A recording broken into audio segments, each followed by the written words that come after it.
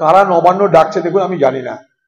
হঠাৎ করে কেউ বললো যে ছাত্ররা অভিযান করছে। আবার ছাত্র বলতে আমরা যাদেরকে আন্দোলন করছি তাদেরকে, যদি ছাত্ররা আন্দোলন করে আমাদের যদি বলে তখন দেখবো, তাই বলেছি। আমাদেরকে কেউ তো বলেও নি, আমি ঠিক জানিও না। আমি তো বহরমপুরে। এখন ছাত্র আন্দোলন কোথা থেকে কে করছে না করছে, আমরা যেমন রাজনৈতিক দল হিসাবে রাজনৈতিক আন্দোলন করি, পার্টির আন্দোলন করি, পাশাপাশি নাগরিকদের আন্দোলন তো সামিল হচ্ছি আমরা। 14 আগস্ট যে রাত্রি দখল করার যে আন্দোলন, সেখানেও সামিল হয়েছিলাম। সেখানে যারা সামিল হয়েছিল তারা বিজেপি করে না, তৃণমূল করে না, সিপিএম করে না, মুসলিম লীগ করে না, কংগ্রেস করে, আমরা দেখতে যাই।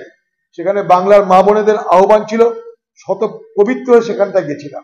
আবার কখনো আমরা যখন রাজনীতি করি, সেই 14 আগস্টের দিনের বেলা কলকাতায় আমরা কংগ্রেস দলের পক্ষ থেকে প্রতিবাদ মিছিল করেছি। আবার 29 তারিখে কলকাতায় আবার কংগ্রেস দলের পক্ষ থেকে প্রতিবাদ মিছিল করব, কলেজ স্ট্রিট থেকে শ্যামবাজার। তার মাঝখানে যদি কোথাও নাগরিকদের কোনো আহ্বান থাকে, সেখানেও আমরা যাবার ইচ্ছা প্রকাশ করেছি। এটার মধ্যে কোনো মানে দ্বিধা নেই আমার। যদি প্রকৃত নাগরিকরা, বাংলার মা বোনেরা আজকে যারা আন্দোলন করছে, তাদের আন্দোলন করতে সমর্থন করছি আমরা। কারণ আজকে বাংলার নাগরিক সমাজ, বাংলার রাজনৈতিক দলের নেতৃত্বকে তারা বলছে আন্দোলন কি করে করতে হয়।